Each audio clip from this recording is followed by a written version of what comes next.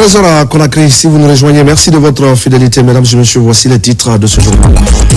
Réglementation des activités industrielles. Les cadres du ministère de l'Industrie étaient en conclave et une rencontre pour parler des mesures en faveur d'une meilleure gouvernance du secteur.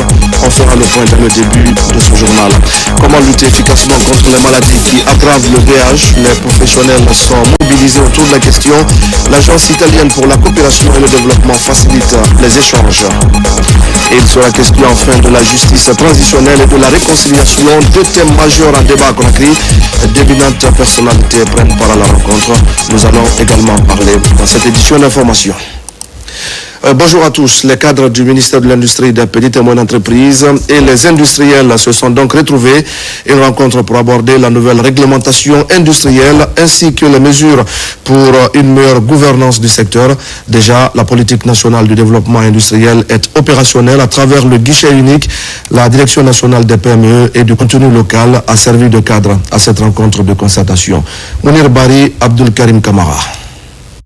De répit dans la vulgarisation du décret portant sur la réglementation des activités industrielles. Un texte de plus en plus ventilé aux entreprises industrielles. Ici, les acteurs de type BSC sont en conclave avec le ministère de l'Industrie. Objectif, amener tout le monde au même niveau de compréhension de la nouvelle feuille de route. Alors on est en train de travailler, on n'a pas de soutien dans ce travail. Alors là, on est actuellement content parce qu'il y a les gens qui nous soutiennent, nous donnent des idées pour travailler et nous on est dirigés dans ça. Les gens ont travaillé dans la pagaille, dans la bouillabaisse depuis tout ce temps, mais aujourd'hui le cas n'est pas là. Là où il y a le cas, c'est que nous sommes maintenant devant des faits qui nous encouragent à bien travailler pour que l'industrie, comme on l'a bien noté là-bas, l'industrie soit vraiment, comme il est toujours, que ce soit le jalon de l'économie et de la Guinée. La nouvelle réglementation encadre les activités industrielles, renforce la sécurité juridique indispensable aux investissements. Mais au-delà de la réglementation, cet assainissement du secteur industriel vise à améliorer la qualité des produits dans le cadre de la compétitivité des entreprises. Les mesures de commandement que nous avons au niveau du département, il faut d'abord savoir que nous avons une politique nationale de l'industrie qui est projetée sur 2040 et aujourd'hui qui nous permet de nous en tant que département, de prendre des mesures vraiment efficaces et efficientes. Notamment l'Atlas, la cartographie de l'industrie en Guinée, qui est aujourd'hui un outil de décision qui guide ces industries que nous avons à date et aussi les potentiels investisseurs qui vont venir dans le futur. Nous avons aussi le guichet de l'industrie qui est mis en place, qui est aujourd'hui un espace d'information, d'orientation et de guide de toutes les industries guinéennes et aussi des futures industries qui vont venir. Par cette réglementation et la nouvelle cartographie du secteur, le ministère de l'Industrie et de PME entend capitaliser les acquis afin de rendre robuste le tissu industriel guinéen. Conakry accueille la première session consultative des parties prenantes de l'ANAC. L'objectif est de recueillir les avis et les préoccupations afin d'améliorer la pratique d'assurance qualité dans l'enseignement supérieur. La session se tient en présentiel pour les acteurs du Grand Conakry et en ligne pour ceux de l'intérieur du pays. Mounir Bari. C'est une rencontre de concertation pour partager les expériences en vue d'harmoniser les procédures d'évaluation. L'objectif de l'autorité nationale d'assurance qualité et toutes les parties prenantes est d'analyser les forces, faiblesses, opportunités et menaces. Nous organisons ce premier conseil consultatif de l'ANAC avec pour objectif de mettre tous les partenaires ensemble afin de discuter du fonctionnement de l'ANAC, de discuter de la perception que ces parties prenantes ont de l'ANAC et de susciter des débats autour de nos activités afin de recueillir l'avis de nos parties prenantes et d'améliorer notre travail de tous les jours. C'est une expérience pour nous, une première, de pouvoir apporter nos idées et de pouvoir dire ce qui est bon, ce qui est mauvais et de constater les efforts qu'ils font sur l'assurance qualité des institutions. Cette concertation de parties prenantes de l'assurance qualité en Guinée est la toute première session. Ce premier conseil consultatif marque une étape décisive dans la gouvernance, l'assurance qualité et dans l'évaluation des programmes d'enseignement supérieur guinéen. C'est le tout premier aujourd'hui qui se tient pour discuter des procédures, des outils d'évaluation de l'ANAQ et puis discuter aussi de l'analyse SWOT, c'est-à-dire les forces, faiblesses, opportunités et menaces de l'ANAQ en vue de proposer des solutions pour les manquements éventuels. À l'issue des travaux, un rapport d'auto-évaluation qui servira de bréviaire sera présenté avec un système d'information intégré. L'équipe de l'harmonisation, de l'assurance qualité et de l'accréditation dans l'enseignement supérieur africain sera à Conakry pour partager les expériences et lancer la phase 3 des évaluations de l'ANAQ Guinée. Le gouvernement guinéen, à travers le ministère des Transports, met des véhicules à la disposition des inspecteurs des transports des 8 régions administratives du pays. C'est pour renforcer les capacités opérationnelles de ces agents de l'État afin de bien gérer les actions publiques au profit des populations. Abraham Christophe Conté.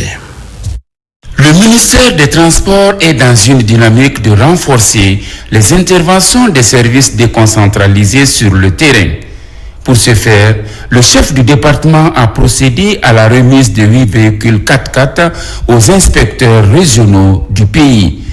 Des engins roulants qui viennent désormais ajouter un plus dans l'amélioration des conditions de travail de ces commis de l'État dans les régions administratives, afin d'assurer le suivi des actions publiques.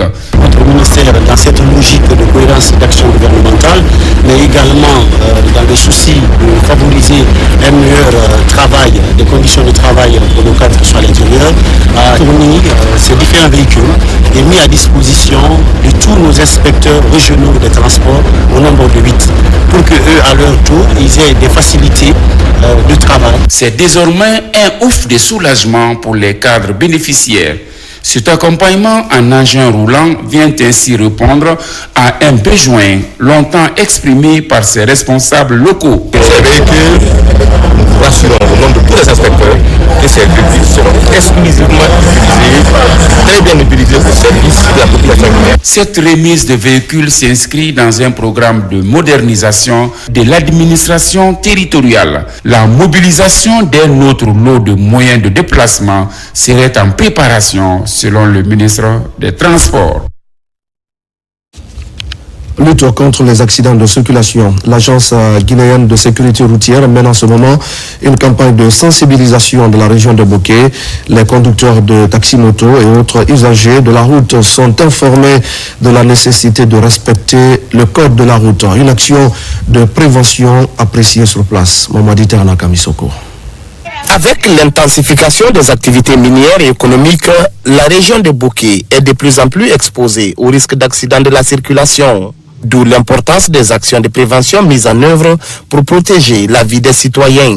Aux côtés des différents acteurs impliqués dans la sécurité routière, la GISER, agence guinéenne de la sécurité routière, mène une large campagne de sensibilisation afin de renforcer la prise de conscience des usagers. Aujourd'hui, la 4e édition qui se passe à Bokeh, le thème est Stop aux accidents de la circulation. Et ceux qui ont bénéficié de ces formations, d'abord il y a eu les taxis-motos qu'on a formés sur le cours de la route, les accidents de la circulation, la prévention routière. Et les chauffeurs de taxis qu'on a formés sur les mêmes thématiques, comment se comporter dans la circulation. Le message que nous avons à lancer à l'endroit de tous les usagers de la route, c'est de faire attention. La campagne d'information et de sensibilisation de proximité a rencontré un écho favorable auprès des participants qui se sont engagés à renforcer leur vigilance pour davantage de sécurité sur les routes de Bokeh. La formation a une importance capitale pour nous. Et c'est important de savoir que la route a trop de problèmes aujourd'hui et certains même disent que la route tue plus que le sida aujourd'hui. Donc cette semaine, on va s'adonner à fond et pourvu que les chauffeurs, les usagers puissent comprendre quelle est l'importance de cette formation. Le message que je veux lancer aujourd'hui, c'est un message général, non seulement auprès des chauffeurs et les usagers aussi de la route. Parce que les accidents aussi ont plusieurs sources. Ça peut venir de l'alcool, de malveillance, et de l'autre côté, il faut une bonne éducation des usagers de la route aussi pour s'entendre. Placée sous le slogan « Ensemble, sauvons des vies sur nos routes », cette campagne de la Guisère vise à promouvoir la sûreté et la sécurité routière. Elle s'inscrit pleinement dans la vision des autorités déterminées à améliorer la mobilité urbaine dans le pays. Au CHU Donka, la mission qui visait à introduire la cystoscopie a bouclé ses travaux avec succès. Plusieurs patients ont bénéficié de soins pointus et surtout des médecins et infirmiers ont appris cette technique de chirurgie avancée. Les responsables à tous les niveaux se félicitent de ce progrès qui entre dans le cadre de développement de l'hôpital national conformément à la vision du chef de l'État, le président Mamadi Doumbouya. Thierry Ousmane Diallo. L'introduction de la cystoscopie dans les pratiques médicales au CHU Donka constitue un pas important dans la mise en œuvre du programme de modernisation de l'hôpital national, décrit comme le symbole de la refondation dans le système de santé. Cette technique permet notamment d'effectuer des chirurgies sans pour autant ouvrir l'abdomen du patient. Nous avons pu opérer 3 malades sous ce lieu avec succès, une vésicule biliaire, qui 24 heures après est sorti de l'hôpital. Donc nous avons constaté une réduction considérable de la durée du séjour hospitalière, une diminution de la douleur post-opératoire avec les incisions millimétriques qui étaient pratiquées sur la paroi. Ceci vraiment est extrêmement important pour nous et ça rentre dans la vision de la concession, dans nos objectifs et aussi dans un objectif majeur qui nous a fixé Monsieur le ministre de la Santé, mais aussi le président de la République. C'est-à-dire, c'est de réduire les évacuations sanitaires.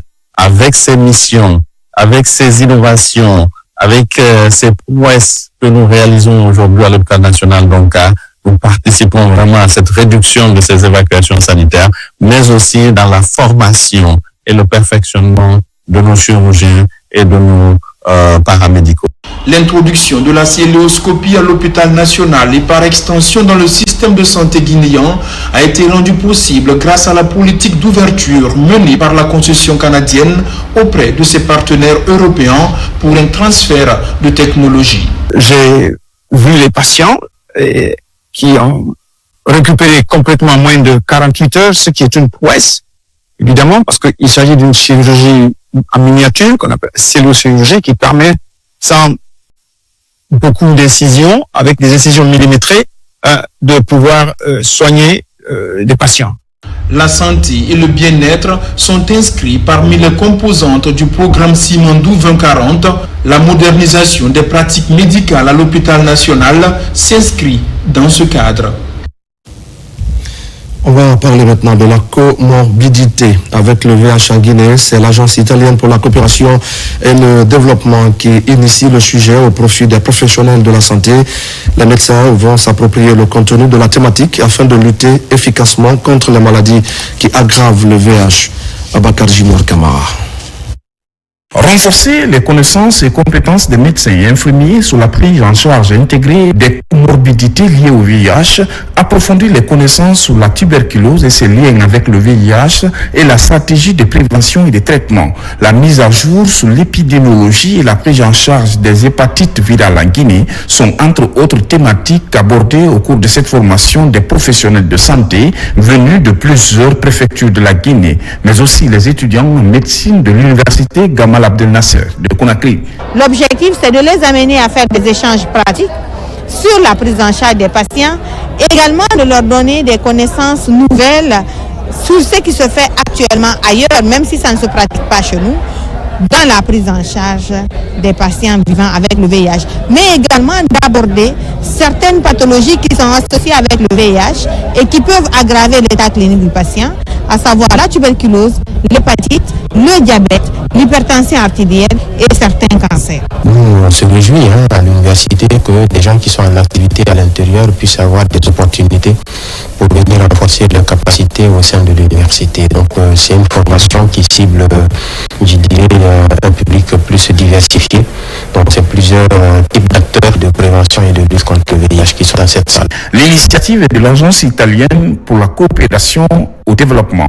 Cette formation liée à la comorbidité avec le VIH et les défis qui s'imposent sur la gestion intégrée du patient obéit aux principes de professionnalisme et d'expérience. Je salue cette formation qui permet de nous adresser au problème de la prise en charge du VIH d'une manière plus globale, en adressant aussi les autres maladies qui peuvent être présentes, qui peuvent se rencontrer dans la prise en charge du VIH. Et les connaissances et les compétences seront utiles aussi pour la prise en charge en général de la population guinéenne. C'est pour dire que dans les prochains 5 jours, mon espoir, ma confiance totale, c'est que les gens qui participeront à la captation, ils vont apprendre quelque chose. Apprendre quelque chose qui va être très utile pour faire de la Guinée un pays exemplaire dans la gestion des comorbidités. Les défis liés à la gestion des maladies non transmissibles et la transition épidémiologique en Guinée, avec un focus particulier sur l'hypertension. Ces partages d'expériences entre les professionnels de la santé vont permettre d'éradiquer plusieurs maladies chroniques en Guinée. Les acteurs de la santé reproductive maternelle, néonatale et infantile des adolescents et nutrition se sont réunis pour la rencontre de coordination du 3e trimestre 2025, une rencontre financée par la Banque mondiale à travers le programme régional de sécurité sanitaire en Afrique de l'Ouest et du Centre. L'objectif est de renforcer la synergie entre les secteurs clés engagés dans l'amélioration de la santé des populations. Abra Christophe Contier. À Conakry, les représentants des départements sectoriels, les partenaires techniques et financiers, la société civile et les experts du système de santé prennent part à cette 3e réunion du comité technique multisectoriel de la SR Mania au compte de l'année 2025. À cette rencontre, il est question de faire le point sur les avancées du trimestre, d'identifier les défis, mais aussi définir les activités prioritaires pour les mois à venir. L'idée de cette rencontre d'aujourd'hui, c'est d'abord regrouper les parties prenantes qui travaillent dans le cadre de la thématique de la santé maternelle, néonatale, infantile et nutrition, pour vraiment échanger sur les activités qui sont mises en œuvre dans ce cadre-là. Au centre des discussions, la réduction de la mortalité maternelle et néonatale, l'amélioration de la couverture vaccinale, ainsi que l'accès aux services adaptés pour les adolescents. Des rapports détaillants sur l'évolution des indicateurs sont présentés par les différentes commissions. Il est temps qu'on s'engage tous vers des plans cohérents, des interventions qui permettent de retracer et qui permettent d'atteindre des objectifs concrets. Au nom de Monsieur le ministre de la Santé et de l'Hygiène publique, je vous invite à participer à ces travaux avec rigueur pour garantir l'exactitude et la pertinence des analyses, avec innovation, pour proposer des solutions nouvelles adaptées aux réalités locales. La rencontre s'est achevée par l'adoption d'une feuille de route trimestrielle axée sur le suivi communautaire, la disponibilité des intrants SR-Mania et l'amélioration de la qualité des données sanitaires. La créativité et l'innovation étaient à l'honneur cette semaine à Conakry, plusieurs jours consacrés à l'entrepreneuriat et qui s'impose désormais comme un temps fort pour encourager les jeunes à développer leurs projets. Ces étudiants vibrent au rythme de l'innovation et de la créativité à l'occasion de la 2e édition de la Semaine de l'entrepreneuriat. Un rendez-vous désormais incontournable pour l'établissement Mercure International qui confirme ainsi son ambition de devenir un acteur majeur dans la promotion de l'esprit entrepreneurial chez les jeunes. Ousmane Ba est lauréat de la première édition et l'initiative est soutenue par la BIG. J'ai réussi un accompagnement technique et financier. Depuis là, j'ai lancé mon start-up. Nous sommes aujourd'hui opérationnels. En plus, j'ai remporté d'autres prix dans différents concours entrepreneuriaux en République de Guinée. Étant une institution financière, d'accompagner en tout cas les futures entreprises qui sont en formation, qui seront amenés à bien, en tout cas, avoir des activités rentables et qui seront très impactants aussi pour le pays. Donc, c'est dans ce cadre vraiment que la Banque islamique aussi s'inscrit, d'accompagner justement ces entreprises jeunes. Selon l'administration universitaire, cette semaine se veut un levier de motivation et d'accompagnement pour les étudiants désireux de se lancer dans des projets innovants. Au programme de cette semaine riche et intense, vous découvrirez des ateliers pratiques pour structurer votre projet, des tables rondes avec des entrepreneurs aguerris qui partageront leur parcours, fait de succès mais aussi d'embûches, et bien sûr le désormais célèbre concours de pitch où vous pourrez présenter vos idées devant un jury d'experts et peut-être remporter votre premier financement. En renforçant son soutien à l'innovation, l'Université Mercure International confirme sa volonté d'être non seulement un lieu de formation académique, mais également un incubateur de talents capables de relever les défis économiques de demain. Je le disais tout à l'heure au sommaire, le coup d'envoi de la campagne citoyenne pour la justice transitionnelle est donné à l'Université générale à compter de Sophonia, un événement organisé par le Centre d'innovation et de recherche pour le développement avec le soutien financier de l'ambassade de France, réunit 2000 personnalités. Nirbari. Cette initiative nationale s'étend sur 6 régions, Conakry, Kindia, Kankan, Farana et Zirikuri, et se concentre sur les 4 piliers fondamentaux: la vérité, la justice, la réparation et les garanties de nos répétitions. Possible à engager des experts en méthodologie de construction de la paix en vue de partager les bonnes démarches et d'accompagner les jeunes qui ont notre espoir dans ce projet. Les formations qui ont lieu dans ce cadre-là visent à outiller les jeunes qui sont placés sous supervision des enseignants et à faciliter leur travail sur le terrain à travers des conférences, des débats, des causeries éducatives.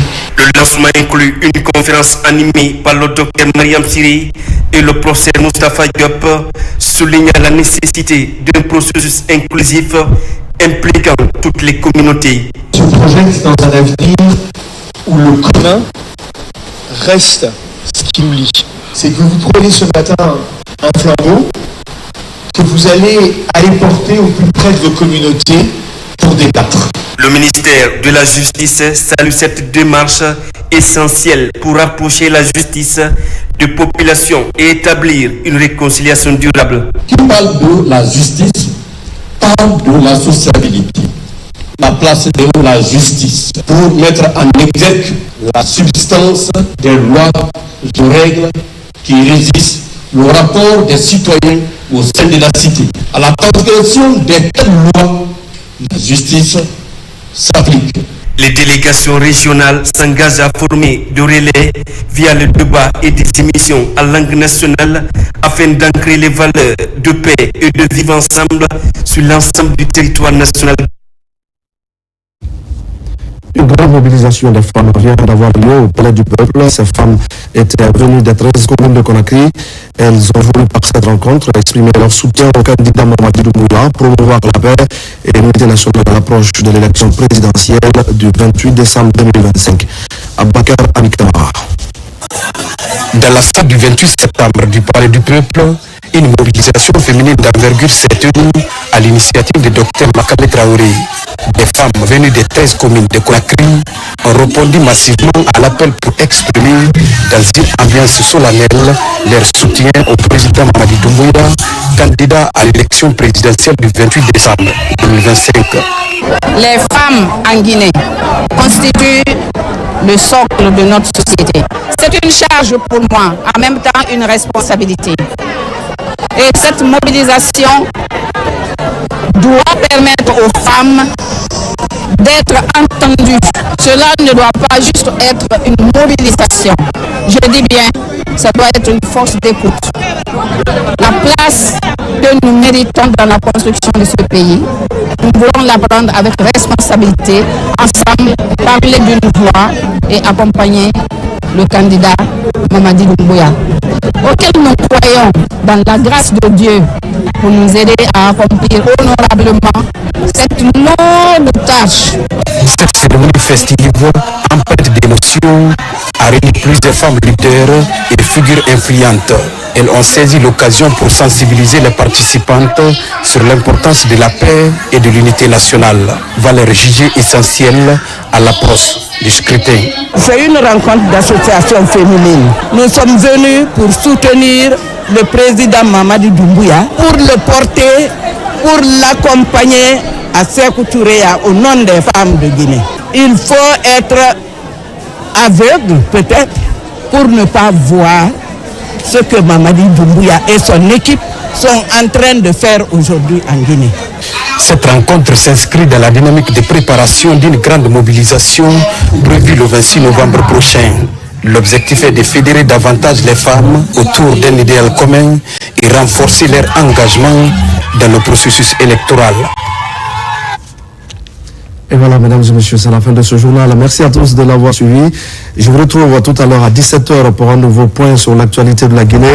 Notre paradis, terre de richesse et d'innovation. À tout à l'heure.